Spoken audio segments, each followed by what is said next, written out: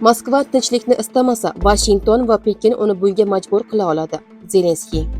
Tramp rejasiga Isroil e'tiroz bildirdi. G'azoda keskinlik yana kuchaymoqda. O'zbekistondan Qirg'izistonga o'tgan qishloqlar aholisiga Qirg'iziston fuqaroligi beriladi.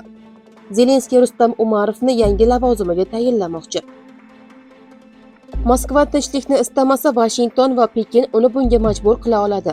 Zelenskiy. Ukraina prezidenti Vladimir Zelenskiy Rossiya bilan urushni diplomatik yo'l orqali yakunlash uchun Kiyev barcha imkoniyatlarni ishga solayotganligini ma'lum qildi. Uning aytishicha, Ukraina urush davom etishini istayotgani haqidagi da'volar haqiqatga to'g'ri kelmaydi. Zelenskiy ta'kidlashicha, Ukraina hech qachon bu urushni xohlamagan va bugun ham asosiy maqsad tinchlikka erishishdir. Uning fikricha, Rossiya esa aksincha urushni cho'zish va imkon qadar ko'proq zarar yetkazishga harakat qilmoqda.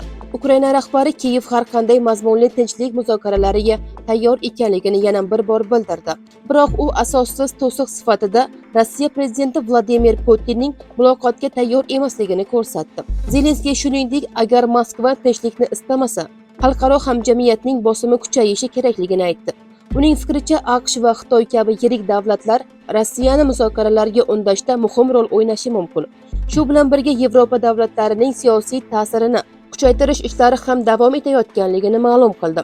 Hozircha Rossiya tomoni Zelenskiyning ushbu bayonotlariga rasmiy javob bergani haqida ma'lumot yo'q. Tramp rejasiga Isroil e'tiroz bildirdi. G'azoda keskinlik yana kuchaymoqda. AQSh prezidenti Donald Tramp olqishlagan G'azo bo'yicha yangi reja yuzasidan Isroil o'z xavotirlarini Vashingtonga yetkazdi. Bosh vazir Benyamin Netanyahu idorasiga ko'ra, jamoatchilikka e'lon qilingan reja Isroilning rasmiy pozitsiyasini to'liq aks ettirmaydi. Isroil tomonining ta'kidlashicha, razvedka ma'lumotlariga ko'ra, Hamas otash kesim davrida yana qurollanib, kuch to'plamoqda. Shu sababli Tel Aviv har qanday uzoq muddatli kelishuvdan oldin Hamas to'liq va qayta qurollana olmaydigan tarzda qurolsizlantirilishi kerakligini bildirdi. Eslatib o'tamiz, 31-iyul kuni Hamas qurollarni yangi Falastin boshqaruv qo'mitasiga topshirishga tayyorligini e'lon qilgan edi. Donald Tramp esa buni urushni yakunlash yo'lidagi muhim qadam sifatida baholagan. Biroq Isroil hozircha bu reja asosida G'azodan qo'shinlarni olib chiqishga tayyor emas. Falastin rasmiylariga ko'ra, Isroilning so'nggi zarbalari oqibatida kamida 13 kishi halok bo'lgan. Shunday qilib, tomonlar tinchlik rejasini turlicha baholayotgan bir paytda G'azodagi vaziyat hanuz keskinligicha qolmoqda. O'zbekistondan Qirg'izistonga o'tgan qishloqlar aholisiga Qirg'iziston fuqaroligi beriladi. O'zbekiston va Qirg'iziston o'rtasidagi davlat chegarasini demarkatsiya qilish jarayonida muhim bosqich boshlandi.